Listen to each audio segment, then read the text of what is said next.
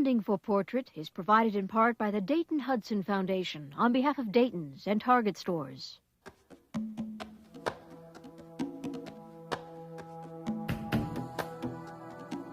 His television writing credits include Twin Peaks, Hill Street Blues, and The $6 Million Man. Our guest is ex-Minnesotan Mark Frost, and in the next half hour, he'll talk about Hollywood, success, and a new novel, his first. You write. Why? I began writing when I was 5. I was fascinated by the mechanics of the typewriter and the way that you could create words out of nothing.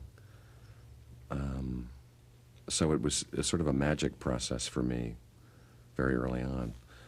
And by the time I used to retype newspaper stories. I loved the way the words looked in the columns, so I would just try to recreate them. There was nothing sort of original going on.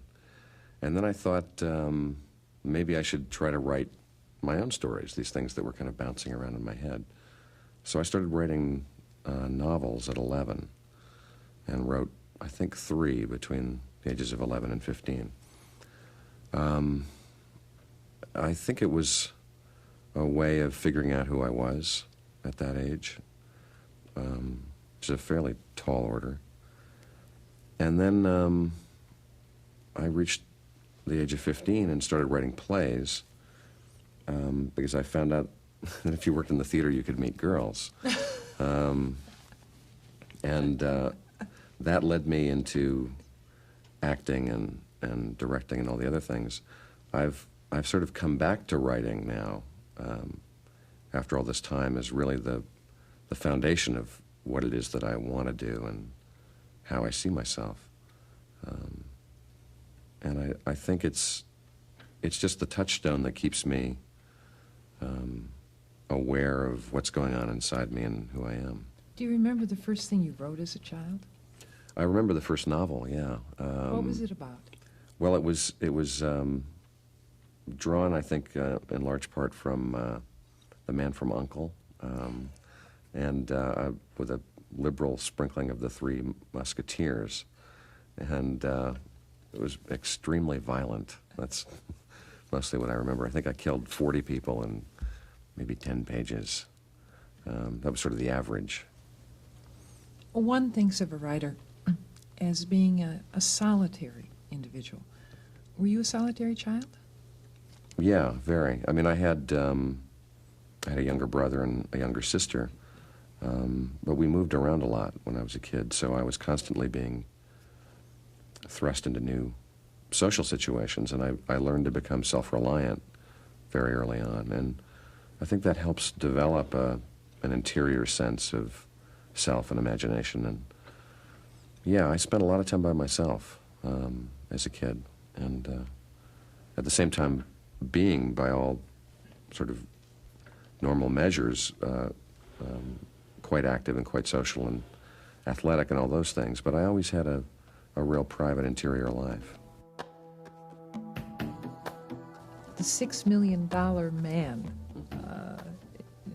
Perhaps people don't know that you were one of the writers of that program in Hollywood, The $6 Million Man.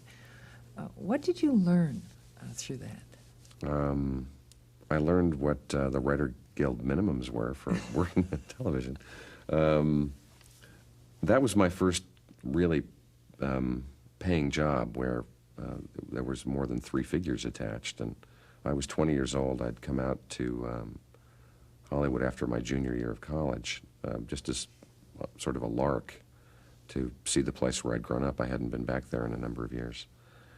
And I had met a fellow through my school who was an alumnus of Carnegie, Stephen Bochco, who then was working at Universal, where they produced that show, as a story editor on a show called Macmillan and Wife. And I'd written a screenplay, which I showed him, and he started showing it around to some people there, and within 3 weeks I was working on a couple of shows. The $6 Million Man, I guess being 20 years old, kind of put me right in the sweet spot of the audience they were trying to reach. So I did it for a year. it was a really weird year. I mean, it was being thrown into a world that was really through the looking glass. You know, when you think about your writing then and the characters and the development of the characters for the $6 Million Man, were you very limited in terms of what you could do as a writer? Oh, yeah, very. I mean, you know, every 10 minutes he had to lift something heavy, he had to run fast, he had to jump over something. He had to, I think he had an X-ray eye or some or telescopic vision. So it was a comic book. I mean, you had to obey the conventions of the genre. It really wasn't, you know, a place to do Desire Under the Elms. I mean, and you accepted that. That's the strange thing about television, because it is such a mercantile business, and you are generally very limited by the boundaries of the show that have been established. So you either make your peace with that, and you can. It's been described as a terrible way to make a wonderful living, or you don't, or you walk away. And I walked away after a year. I left California. I was not prepared at the age of 20 to say, this is what I want to do for the rest of my life. You also became a writer for the very popular and critically acclaimed series Hill Street Blues, again with Stephen Bochco. That was a program, unlike The $6 Million Man, that relied very heavily on character development. That seems to be very important to you. It was, and it was the show that really brought me back to Los Angeles. It came on the air,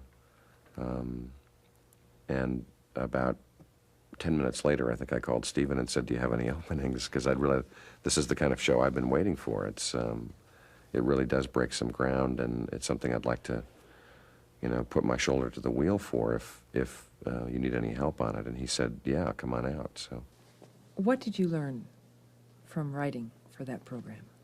I've thought of Hill Street as the sort of final apprenticeship that I had to go through in order to learn the craft of writing. The stories on that show were very well crafted. We worked on them endlessly. I mean, we never did less than, I think, 14 drafts of any script that then went on to production. And I learned a lot about the process of a collective creativity there. I had never worked on a team like that before. We always compared the writing staff to sort of a pitching staff of a baseball team. I mean, everybody had their strengths and weaknesses, and some guys could pitch a complete game, and some could come in and get one batter, you know, and write just one really great scene, so that every script was the result of this group effort. I think those were the two key things that stayed with me. Well, by the way, then, what position did you hold on the team? I think I played second base on that team. Yeah. Was it fun? Was it joyous? Yeah, it was really, I lived like 5 minutes from the studio where we shot it, and I'd roll down the hill every day just thinking, you know, this has got to be the best job in America.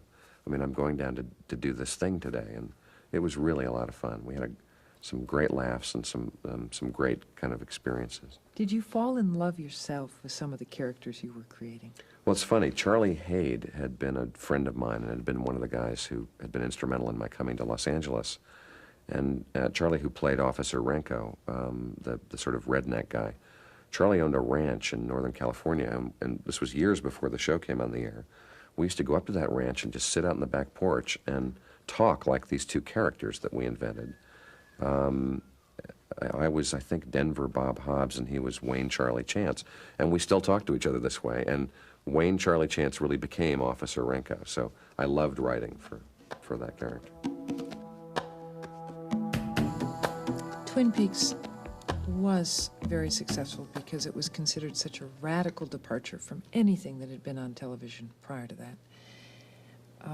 Do you believe you achieved your goal of sort of pushing the artistic envelope in that television production? I felt that I achieved a lot of the things I set out to do. I don't think any of the effects will be very long-lasting. I think that's a pretty elastic envelope, you know. It snapped back pretty quick. And it was funny, one of the questions that I was most frequently asked when the show was sort of in its ascendancy was, well, this means that everything's different, doesn't it? I mean, television's going to be just this wonderful cornucopia of incredible variety and richness now. And I said, no, it's going to be exactly the way it was. And why? Well, because it's not there to really be creative in its express form. It's there to sell advertising time. And it's run by people who want a cut-and-dried bottom-line business. Indeed, there was a well-known scriptwriter in Hollywood, Susan Rice, who was quoted as saying, during the height of sort of the Twin Peaks phenomenon, when does Twin Peaks turn into two breasts? That's what usually happens out here. Mm-hmm.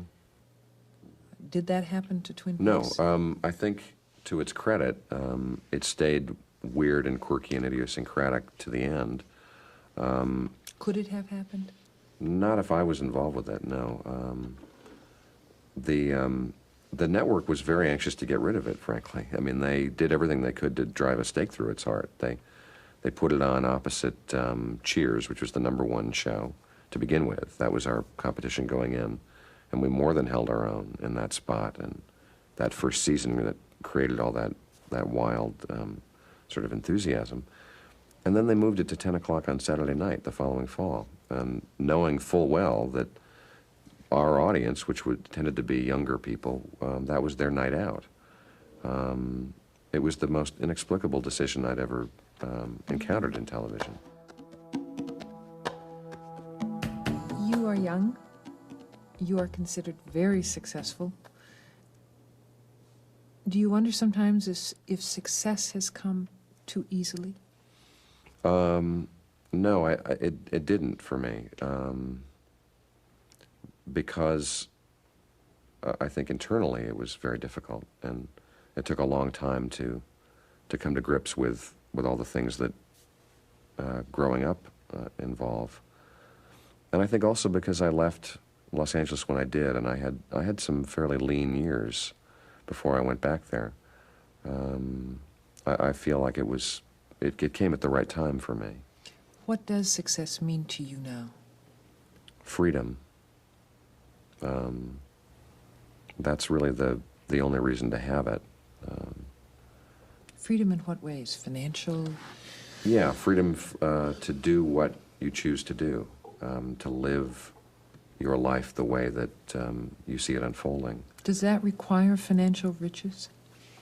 Not riches, no. I think it requires a little bit of cash. You have to make a living in the world. That's the world we were born into, and particularly the culture we were born into.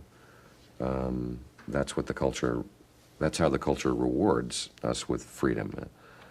You can certainly scale down your life to a point where you don't need an awful lot, and you can be extremely happy. But I think for some reason we're alive in a time when our culture disproportionately rewards people who can tell a good story, absurdly so in many instances. That's not one's own responsibility. That just happens to be a factor of when you're alive. So I hope that I can use that freedom with some degree of responsibility to the stories I want to tell. And as you move into sort of the second half of your life, you really want those years to count for something. So I'm grateful for it. I'm very unconflicted about it, 100%. Did anyone, your father or a friend, give you words of caution about success? Or are there words that you would pass on to someone else? Beware? Well, I would say no one really did. Well, actually, no, one guy did at a party once. And when it was the first big Hollywood party I ever went to, and it was a guy, it was a kind of a classic cliche scene where he was a British director who had done a couple of the James Bond movies, I think, and I was a 20-year-old, writing The $6 Million Man. And he said to me, look around, and every luminary in Hollywood was at this party, and they were all taking drugs and swimming in the swimming pool with naked starlets. It was like a classic, stupid party. And he said, look, we're all whores. we do this for the money, and this is our reward. We get to behave like irresponsible children. And I thought, yikes, that's pretty scary. So I've remembered that conversation fairly vividly, because that really, it's fun to behave like a child up to a certain point, but I was hoping for something, a little more focused than that as I went along. You are now writing a novel, so you have returned to your childhood passion. Are you finding this particularly rewarding? Enormously, yeah. And why? Well, it's the, number one, the sense of you're writing sentences to be read. You're not writing them so a studio executive can get a picture in his head of a building blowing up or a car wreck. You're crafting sentences again. You're telling a story one brick at a time, and it's. I think of it as the culmination of sort of everything I've done up to this point, and it may in fact be what I end up wanting to do from now on. It's a great feeling to get up in the morning and know that that's your day, that you're going to get those 2,000 words out of your head and onto the screen, and that's, you can feel that you've done your day's work then. It doesn't involve having a lunch or trying to sell somebody something. It's right there in front of you, and that feels like good, honest labor. It is again storytelling, and that seems so very important to you. Why? I've thought about that a lot. I sometimes think it's just in my DNA code that I have a lot of stories in there. That I think that as we live, we kind of create a story about ourselves. That's how people conceptualize their lives and how they tell it to other people. Everybody has a story to tell, as you discover when people find out you're a writer. Everybody wants to tell you a story. So in that sense, everybody's personal story about themselves is a metaphor for who they are. And I suppose when you do it for a living, you're doing the same thing. You're just creating it in concrete form as opposed to some oral tradition. And I've always had a lot of stories and always been interested in the way stories play upon the imagination and the way they engage people. So there's never been any question for me that was going to pull me forward. Where do the stories come from? Well, that's mysterious. They just pop up into my head. There'll usually be a moment of conception that I suppose is like the moment of conception while you're making love. It's just a little, like a kernel of popcorn just pops off in your head, and you've got this notion that you start to just play around with and work and fold, and you test it. You try to see, is this something that's going to sustain a full level of storytelling? I will usually let something live in that form for a couple of years before I'll even commit it to the full process of telling the story. And there's a lot that don't make it that far, a lot that fall by the wayside or lose their kind of energizing spirit. So it's the most mysterious part of the whole process. I guess my feeling is that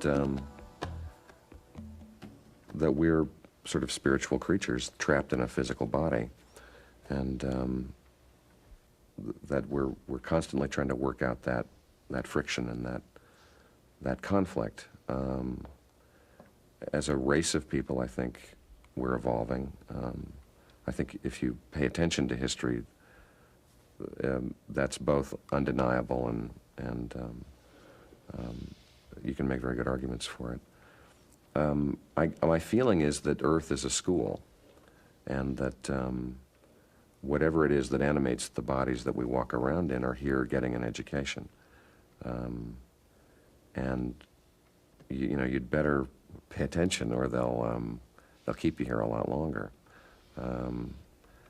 That's kind of how I look at it, and how I sort of greet it on a daily basis.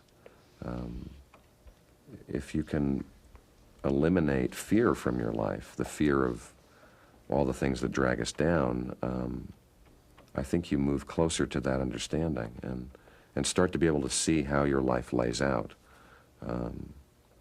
There's a weird thing that happens to me every once in a while where all time seems simultaneous, where I can feel, it's like, I guess, the Billy Pilgrim in Slaughterhouse 5, that you become unstuck in time. I have a sense of what my whole life is already, looking ahead and looking back. And it's almost as if your life is a hologram, and if you have even a tiny piece of it, the moment that you're in, the entire hologram is still contained within that piece. And that's kind of how I think about time now. You mentioned that you've overcome, you think, most of your fears of life or of living. How did that happen? Well, I almost died a few years ago, and I had mysteriously collapsed while on a golf course, and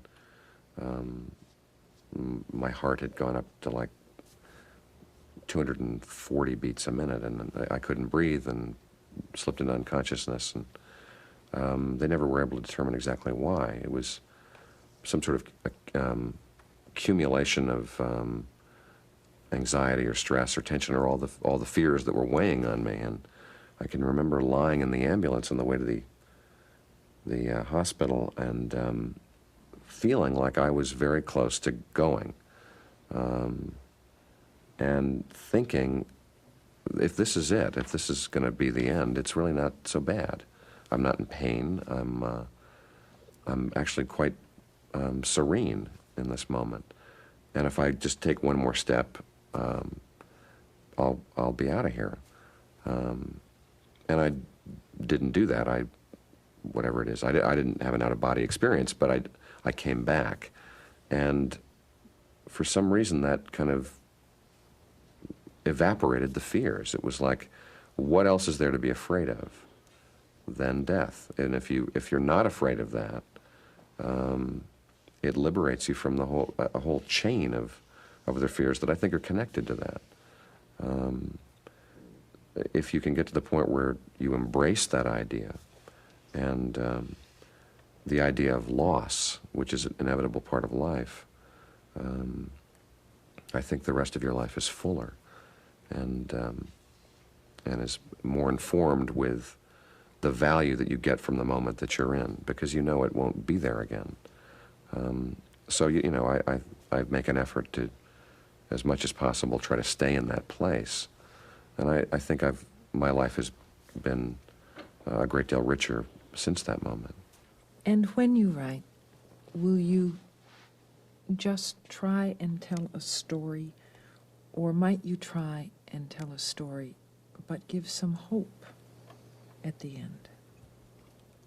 Yeah, I think that's more an expression of sort of who I am. I don't think death is such a terrible thing. I mean, everybody does it. How bad can it be? You know, if that's what we're afraid of, then that's really nothing to be afraid of.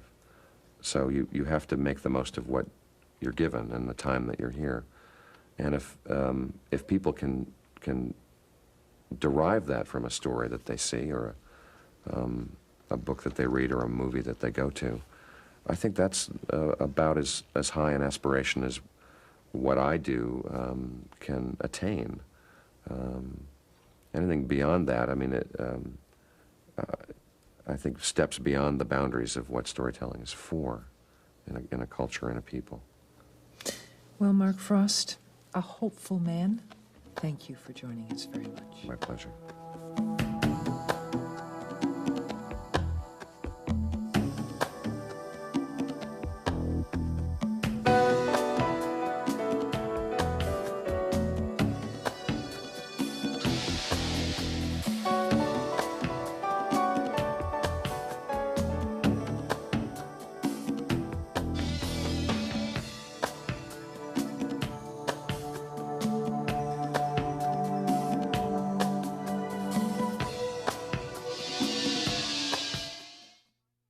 Funding for Portrait is provided in part by the Dayton-Hudson Foundation on behalf of Dayton's and Target stores. This program was produced by KTCA, a Minnesota original.